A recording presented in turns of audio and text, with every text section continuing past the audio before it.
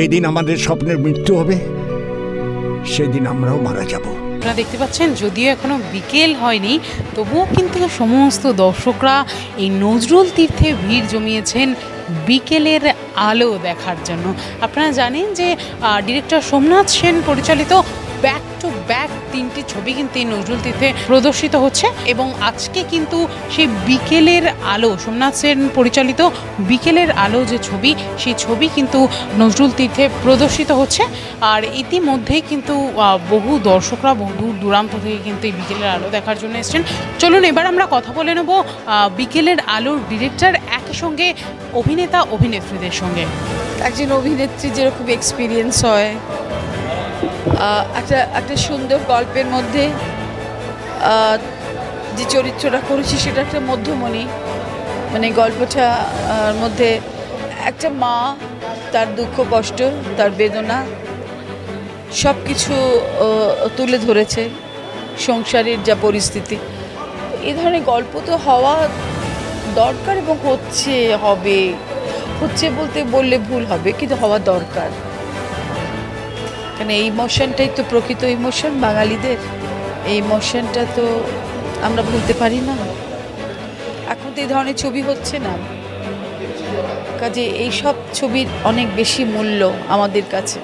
কারণ আমরা এমন সব ছবি করেছি, বাঞ্ছানের বাগান বলুন, কি ছোট বউ বলুন, অতিক্রম বলুন, সবই হচ্ছে বাংলা ছবির সমাজকে তুলে ধরার গল্পের মধ্যে এই একটা গল্প।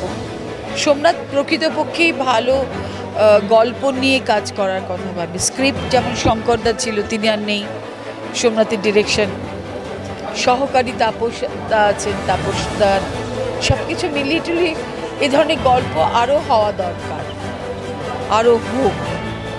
মানুষ এ ধরনের গল্পই ভালোবাসবে।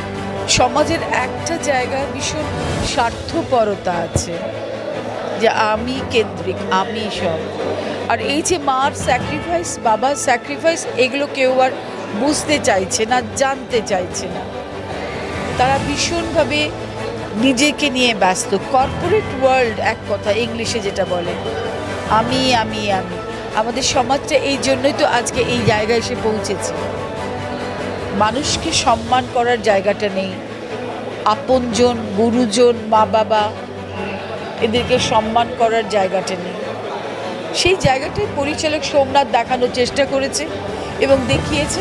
এবং আরও এই ধরনের ছবি হোক, আরও প্রডিউসার আসুক এ ধরনের ছবি করার, তবে কি আমাদের টনকটা নড়বে, আমরা বুঝতে পারবো যে আমরা কোথায় দাঁড়িয়ে আছি, কেন দাঁড়িয়ে আছি, এবং আমাদের সমাজটাকে ঠেলে ঠেলে নিয়ে যাওয়া দরকার ঠিক সেই জায়গাটায়, যেই অনুভূতিটাতে আমরা মানুষকে ভালোবাসতে পারবো, শ্রদ্ধা করতে পারবো, সম্মান করতে পারবো। এখানে সম্মান ছিল না, মা বাবাকে সম্মান দেওয়ার জায়গা ছেলেটি ছিল না। সে কিন্তু হাতের পুতুল হয়ে গেছিল বউটার। তো হাতের পুতুল হলে তো হবে না, যে জন্মদাতা, যে জন্মদাত্রী, তাকে তো শ্রদ্ধা করতে হবে। সেই শ্রদ্ধাটা ছিল না ছবিতে। এটা খুব শিক্ষণীয় ছবি। আমি যেমন ছোট বউ করেছিলাম, সেই সময় যেমন সেটা শিক্ষণীয় ছবি ছিল, এখনও আমি বলবো এই ছবিটা কিন্তু শিক্ষণীয় ছবি। এখন ভীষণ দেখা দরকার এই ধরনের ছবি, মানুষের, দর্শকের খুব দেখা দরকার। এক কথায় বলবো, অভিভূত দর্শকদের কাছে আমি কৃতজ্ঞ ভীষণভাবে। শুরু থেকেই দর্শকদের ভালোবাসা পেয়েছি বিভিন্ন ছবিতে। এটা পরপর 3টে ছবির মধ্যে একটা ছবি। প্রথম ছবি পালাবদল রিলিজ হলো, দ্বিতীয় ছবি নিজের সঙ্গে দেখা, তৃতীয় ছবি বিকেলের আলো। বিকেলের আলো নিয়ে অনেক আশা আমার, কারণ বিকেলেরও আলো থাকে, সেটাই ছবির মধ্যে বার্তা রয়েছে। আর নজরুল তীর্থে আমরা এসেছি, সবাই মিলে জমায়েত হয়েছি। ছবি 11 তারিখে রিলিজ করেছে, আর জমায়েত হলাম আমরা, সবাই দেখছি ছবি, সবাই এসছে, মানুষের ফিডব্যাক পাচ্ছি, খুব ভালো লাগছে, ভীষণ আনন্দ হচ্ছে। আমার দুপাশে দুজন অভিনেতা অভিনেত্রী রয়েছেন। দীপ সরকার খুব ভালো কাজ করেছেন, দেবিকাদি খুব ভালো করে নিশিনাথের চরিত্র করেছেন, সরমার পাঠ করেছেন, দুজনে দারুণ অভিনয় করেছে। এদের সাথে কাজ করে আমি খুব তৃপ্ত এবং আমি আশাবাদী এদের নিয়ে আমি আরও ছবি করতে পারবো এবং দর্শকদের আরও অনেক ভালো ছবি উপহার দিতে পারবো। আর আমি খুব আনন্দ পেয়েছি সোমনাথের সঙ্গে কাজ করে। আমি আগেও কাজ করেছি বিশেষ বিশেষ চরিত্র, এই ছবিটা করে আমি খুব আনন্দ পেয়েছি। আমার চোখে জল এসে গেছিলো লাস্ট আমি নিজেই কাঁদছি, আমার মেয়ে বলছে কি তুমি কাঁদছো কেন? নিজের অভিনয় দেখে কেউ কাঁদে? আমাদের সঙ্গে এমন বন্ধুত্ব বন্ডিং, আমি দেবিকা দিদিদের, আমরা যখনই কাজ করি কাজের মধ্যে একটা আলাদা কেমিস্ট্রি তৈরি হয়, একটা ভালো লাগা তৈরি। আসলে আমরা তো হৃদয় দিয়ে করি, এখানে বাজেটটা কোনো মানে ম্যাটার করে না, হৃদয়টাই ম্যাটার করে দেখে ছবিগুলো এত ভালো হয়। যাক, সু অভিনেত্রী, কোনো তার সম্পর্কে অভিনয় নিয়ে বলার কিছু নেই। এই ছবিতে সরমার চরিত্র দারুণ করেছেন, নিশিনাথ, দীপ সরকার ভালো করেছেন, প্রত্যেকেই ভালো অভিনয় করেছেন, কারোর নাম আলাদা করে বলবো না। বিপ্লব চট্টোপাধ্যায়, শ্রীলা মজুমদার, অনামিকা সাহা, প্রত্যেকে, মৃণাল মুখোপাধ্যায় নেই, স্বর্গগত হয়েছেন প্রত্যেকেই, এবং সূর্য গৌরব অভিনয় করেছেন, প্রত্যেকেই ভালো করেছেন। খুব ভালো লাগছে, দর্শক দেখছে। এক কথায় ভালো লাগছে, কেননা এই ছবিটা শুরু হয়েছিল আজ থেকে 7 বছর আগে। তো হ্যাঁ, আমরা তো এক প্রকার মনের দিক দিয়ে ভেঙে যাচ্ছিলাম আদৌ ছবিটা রিলিজ হবে তো, কেননা এখনকার যা ডিস্ট্রিবিউশনের প্রবলেম আছে বা আমাদের ছবি যে কষ্টগুলো হয়, ছবি রিলিজ করার যে প্রবলেমগুলো, সেগুলো তো আমরা ফেস করছিলাম, সোমনাথ ফেস করছিল, কিন্তু সেই লড়াইয়ের মধ্যেই কিন্তু সোমনাথ আজকে জিতে গেল, তাই না? এবার উনি বলুন। হ্যাঁ, সেই জায়গাতে একটা দুশ্চিন্তায় ছিলাম, ছবিটা রিলিজ করবে তো শেষমেশ ছবিটা রিলিজ করলো এবং খুব ভালোভাবেই ভালো জায়গায় রিলিজ হলো, খুব ভালো লাগছে। এবং আমরা চাইবো যে এই ছবি আবার কলকাতা শহরে, শহরতলিতে যেমন চলছে, এবং কলকাতা শহরে এই ছবি আসুক, লোকে দেখুক, যেটা একটু আগেও আমি বলেছি আপনাদের।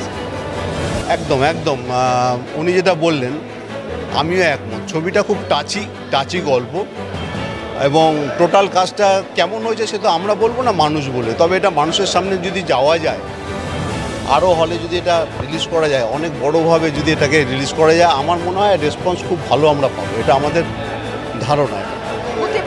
হতে পারত, শিওর এটা হবে। আরেকটা কথা না বললে বোধহয় অন্যায় হবে, সেটা হচ্ছে এই ছবির যে স্টোরি রাইটার এবং স্ক্রিপ্ট রাইটার শঙ্কর দাশগুপ্ত, বিখ্যাত স্ক্রিপ্ট রাইটার, উনি আজকে নেই, পৃথিবী ছেড়ে চলে গেছেন। তবে ওনার কথা খুব মনে পড়ছে। পরবর্তীকালে এই ছবিটাকে সংযোজন বা আরেকটু নতুন করে একটা মোড়ক তৈরি করার দায়িত্ব ছিল সজল ঘোষ, মানে আমাদের স্ক্রিপ্ট রাইটার, আমাদের ভাইকাম বন্ধু, ওকেও অনেক ধন্যবাদ। আর মানে সোমনাথের সম্বন্ধে আর নতুন কিছু বলার নেই। পরপর 3টে ছবি রিলিজ হলো, আমি 3টেতে নেই, এইটিতে কাজ করেছি, খুব ভালো কাজ করেছি, এবং উনিও খুব ভালো কাজ করেছেন। আমরা আগামী দিনে আরও ভালো কাজ করতে পারবো, উপহার দিতে পারবো, এটা আমার ধারণা। আমাদের ছবি দর্শক দেখুক, বাংলা ছবি দেখুক, বাংলার যে ইমোশনটা আছে সেগুলো হৃদয় ভরে আমরা অভিনয় করার চেষ্টা করব পরিচালকদের মাধ্যমে, যারা আমাদের চুজ করবে, নেবে, সে ছবি আবার ফিরে আসুক সবার কাছে, জনসাধারণ বাংলা ছবি দেখুক। আমি এই কথাটা বারবার বলবো, প্লিজ আপনারা বাংলা ছবি দেখুন। বাংলার মধ্যে যে জিনিসটা আছে সেই জায়গাটা শুধু নাচ গান আর রোম্যান্স আর কস্টিউম নানান রকম, এটাই সবচেয়ে বড় কথা নয়। অভিনয় দেখতে হবে, পরিচালনায় দেখতে হবে। আচ্ছা, আরেকটা কথা বলার আমার, আমি ভীষণভাবে কৃতজ্ঞ আমার কলাকুশলীদের কাছে, আমার চিত্রগ্রাহক, আমার এডিটর দীপক মণ্ডল, কালারিস্ট সুজয় কুমার মিশ্র, আর্ট ডিরেক্টর প্রদীপ দে সরকার, নেপথ্য সঙ্গীত শিল্পী চন্দন রায় চৌধুরী, অশোক ভদ্র, এদের সমবেত প্রচেষ্টা, মেকআপ আর্টিস্ট গোসাই সাহা, প্রত্যেকে দারুণ কাজ করেছে। হ্যাঁ, গোসাই দাসিনী, প্রত্যেকের ভালো লেগেছে, এবং আমি চাই দর্শক দেখুক। ছবিটা একটা অন্য ধরনের ছবি আমাদের।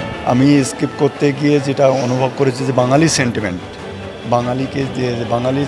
বাঙালির যে আবেগটা এখনও যে বেঁচে আছে, মানুষের বাঙালির যে আবেগ, সেটাকে আমরা ফুল ইয়েতে তুলে ধরার চেষ্টা করেছি। দর্শক যেটা দেখলাম, দর্শক ভালো নিচ্ছে। হ্যাঁ, দারুণ। সত্যি কথা বলতে এটা একটা খুব বড় পাওয়া। পরপর ব্যাক টু ব্যাক 3 নম্বর ছবি রিলিজ হলো। বিকেলের আলো নিয়ে আলাদা করে কিছু বলার নেই, একটা অন্তরের ছবি। সত্যি কথা বলতে যখন ছবিটি করেছিলাম তখন আমি এই দেশেই থাকতাম, এখন আমি নিজে বিদেশে থাকি। তো গল্পের প্লটেও সেই জায়গাটা আছে যে বিদেশে থাকলে বাবা মার কীরকম মনের অবস্থা হয়, মানে কোনো একটা জায়গায় ছবিটা দেখতে দেখতে আমি রিয়েলাইজ করছি যে আচ্ছা, এরকম আমার মা তাহলে এখন ভাবে। মানে কি বলবো, ভাষাহীন হয়ে পড়েছি আমি। মায়ের সাথে কানেক্ট হচ্ছে কোনো একটা জায়গায়, মনে হচ্ছে যে হ্যাঁ আমার সঙ্গে কানেক্ট করছে ছবিটা। তুমি তখন তোমার নিজের মানের কথা ভাবছো। কোথায় আছো তুমি? বাইরে, বিদেশে? আমি আছি দুবাইয়ে এখন। দুবাইয়ে তো বাবা, তাহলে তো সেই একেবারে বিশাল জায়গায় রয়েছো, আর সেই জায়গাতে থেকে তোমার মা কি ভাবছে তোমাকে নিয়ে, তুমি সেটা ভাবছো আমার চরিত্রটাকে নিয়ে, তাই না? খুব সুন্দরভাবে কানেক্ট হয়ে গেছে অ্যাকচুয়ালি। ছবিটা যখন করেছিলাম তখন এখানে থাকতাম, ছবি যখন দেখছি তখন আমি আমার ওই ক্যারেক্টারের সাথে এখন নিজেকে আটকাচ্ছি যে ওয়াও, মানে অসাধারণ অসাধারণ। কোনো একটা জায়গায় আমি একটা ছেলে হয়ে চোখের জল কোনো একটা জায়গায় যেন বেরিয়ে যাচ্ছিলো, বাট দ্য ইমোশনাল মুভি। আর সোমনাথে এত সুন্দরভাবে ডায়লগগুলোকে রেখেছে, ইট ওয়াজ অ্যামেজিং। খুব ভালো লাগছে সত্যি কথা। দিদিকে নিয়ে আলাদা করে তো কিছু বলে না, দিদি অনেক বড় মাপের অভিনেত্রী। ছবিটার সাথে আমরা সবাই খুব অত্যন্তভাবে জড়িত ছিলাম অ্যাকচুয়ালি। একদমই একদমই তাই, একদমই তাই। আমরা সবাই অপেক্ষায় ছিলাম যে এই ধরনের গল্প কবে রিলিজ করবে। আমাদের পশ্চিমবঙ্গে রিলিজের তো খুব প্রবলেম আছে বা থাকে, যার জন্য ওয়েট করতে হলো আমাদের এতদিন। এই ছোটো ছোটো ভাইগুলোও অনেক ধরে ভাবছে কবে রিলিজ হবে, কবে রিলিজ হবে। রিলিজটা হয়ে যেন আমাদের মানসিক শান্তি, অভিনেতা অভিনেত্রী পরিচালক সবার। এটা তো একজন ছবির মানে কী বল কলাকুশলী হিসেবে এটা ভীষণ ভালো লাগছে যে আমরা দর্শকদের জন্যই তো ছবিটা বানাই, আর দর্শক দেখা মানে আমাদের কাছে সবচেয়ে বড় আনন্দের। ঋতুপর্ণ ঘোষ একটা কথা বলেছিল যে আমার ছবি যদি একটা দর্শকও দেখে, আমার উচিত তার বাড়ি থেকে বাসনটা মেজে দেওয়া। তার ঋতুপর্ণ ঘোষ যদিও কথা বলতে হয়, তাহলে আমাদের ছবি যারা দেখছে আমরা অবশ্যই তাদের কাছে ভীষণভাবে কৃতজ্ঞ। দর্শকদের উদ্দেশ্যে একটা কথাই বলবো, আপনারা বাংলা ছবিকে দেখুন। বাংলা ছবি দেখলে বাংলা সমৃদ্ধ হবে, বাংলা সিনেমা ইন্ডাস্ট্রি উপকৃত হবে। আর বাংলার ছবি তো আমাদের দেখতেই হবে, যেহেতু আমরা বাংলাভাষী মানুষ, আর বাংলাই আমাদের সব। তখন বাংলা ছবি আমাদেরকে দেখতেই হবে, এটাই দর্শকদের উদ্দেশ্যে বলা। প্রথমত 3টে ছবি মোটামুটি দেখার মধ্যে 2টো ছবি দেখার সৌভাগ্য হয়েছে আমার, কেন বলি। কিন্তু আগের প্রথম ছবির গল্প শুনেছিলাম, আর দ্বিতীয় ছবিতে তো আপনাদের সাথে ইন্টারভিউ দিয়েছি অলরেডি। এটা একটা অসাধারণ ছবি, এবং শুধু আমি দর্শকদের জন্য বলি, আমি যেমন টিভি চ্যানেলেও বলি, বিভিন্ন সময় বলি, গতকালও একটা আমার লাইভ অনুষ্ঠান ছিল সেখানেও বললাম, সোশ্যাল বার্তা রয়েছে। যেটা পারিবারিক সম্পর্কগুলো সব যেন টুকরো টুকরো হয়ে যাচ্ছে। আমরা একাকিত্ব জীবনযাপন করছি। এটা পুরো প্রত্যেকটা মানুষ যদি সে পরিবারের বাচ্চা কাচ্চা নিয়ে আসে, বাচ্চা আর বাবা মায়ের মধ্যে একটা মেলবন্ধন সৃষ্টি হবে। কারণ বাচ্চা যখন স্বপ্ন দেখে বিদেশে যাব, বড় হব, চাকরি করব, মারাও জানে না কেন বিদেশে পাঠাতে চাইছি, কেন সর্বস্ব তার জন্য দিয়ে দিচ্ছি, আদৌ আখেরে কী পাবো। এই বোঝাপড়াটা যে ছোটোবেলা থেকে সন্তানের সঙ্গে বাবা মায়ের মধ্যে থাকে, তাহলে শেষের দিকে এই দিনটা আর দেখতে হবে না। তাহলে বাবা মাও বুঝবে যে আমার সন্তানের জন্য করেছে, হয় সে দেখবে না, একটা মেন্টালি স্যাটিসফ্যাকশন। আদারওয়াইজ সন্তান সত্যি করে দেখবে সে বিদেশে ভাবধারাতে তৈরি হলো, কেরিয়ার তৈরি করার জন্য গেছে, কিন্তু মানুষ হয়ে ফিরেছে। এই ছবির মধ্যে অনেক কথা বার্তা রয়েছে। সোমনাথের সব ছবি একটা বার্তা থাকে, আর আমি সোমনাথের সঙ্গে অলরেডি লাস্ট 15 বছর আগে একটা বড় ছবি করেছিলাম, যেখানে দেবিকা দি ছিল। অনেক শিলাদির সঙ্গে আমি কাজ করেছি 12-14 বছর আগে। তা এই মুহূর্তে ছবি জগতে নেই, কিন্তু আমাকে তো টেলিভিশনে সবাই চেনে। তাই সোমনাথদার বললেই আমি ঘুরে ফিরে চেষ্টা করি চেম্বার কামাই করে এটা অ্যাডজাস্ট করে হলো আসা। তাই এলাম, আশা করি সোমনাথদার আরও বড় বড় ছবি আসছে সামনে, আপনারা দেখবেন। তবে সবাই ভালো ডিরেক্টর, সেটা নিয়ে কোনো কনফিউশন নেই, কিন্তু সময়ের সাথে থেকে গল্পগুলো তৈরি করা এবং সেটা বাজারে রিলিজ করা, এটা সোমনাথ সেন বলেই সম্ভব। তাই পরপর একই সময়ের মধ্যে 3টে সপ্তাহে 3টে সামাজিক স্বীকৃতি পাওয়ার ছবি এবং সামাজিক দৃষ্টিভঙ্গি থেকে করা, কোনো গান বাজনার ছবি না, কোনো এন্টারটেনমেন্টের ছবি না। ফলে লোক চুপ করে বসেছিল, এবং কিছু কিছু সিচুয়েশনে তো আমার অলরেডি চোখ দিয়ে জল। একসময় আমি সন্তান ছিলাম, আজকে তো কারোর বাবা। আমি নিজেকে আলাদা করে ঘুরে দেখার চেষ্টা করছি যে বিকেলের আলোটা সত্যি তো পরের দিন আবার সূর্য উঠবে তো। তবে আমি আশাবাদী যে বিকেলে সূর্য ডুবলো, পরের দিন আবার ভোরে আলো হয়, নতুন করে জীবন শুরু করব। আপনারা পরিবার মিলে আসুন, সন্তানদের নিয়ে আসুন, তাহলে দেখবেন সন্তানরাও অনেক বেশি অনুপ্রাণিত হবে যে বাবা আমাকে এই দুঃখ কষ্ট হতে আমরা রাখবো না। ভালো লেগেছে, আপনারা আসুন, ভালো লাগবে। আমি আজকে বিকেলের আলোর ছবির দর্শক, খুব সুন্দর লেগেছে। কংগ্রাচুলেট করতে চাই সোমনাথদা অ্যান্ড হিজ টিমকে। দেবিকা দি আছে আমাদের ভীষণ প্রিয় আর্টিস্ট, এবং ভীষণ সুন্দর একটা ছবি, আমার খুব প্রিয় ছবি বিকেলের আলো। সবাই দেখবেন, ছোট করে বলি যাতে সবার কাছে পৌঁছয়, বড় করে বললে একটু কম পৌঁছয়। So thank you.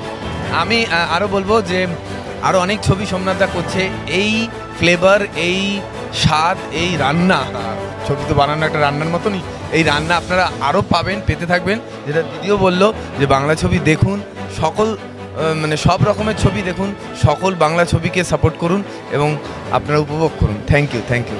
সোমনাথ সেনের ছবি মানেই ভালো ছবি। উনি সব সেই নাচ গান হই হুল্লোড় মারপিট নিয়ে ছবি করেন না, যে ছবিগুলো করে সে খুব বাস্তব ধর্মী, আমরা যেগুলো সাধারণত দেখি ঘরে রাস্তাঘাটে, সে নিয়েই ছবি, আর একটা জীবন্ত ছবি। এই ছবিটা যে আমরা সব এই পাড়ায় রাস্তাঘাটে যেগুলো দেখে থাকি, যেগুলোর সাথে অবাস্তবতার কিছুই নেই, সেইটাই এই ছবিতে ধরা আছে। সোমনাথ সেন থাকা মানেই ভালো বই।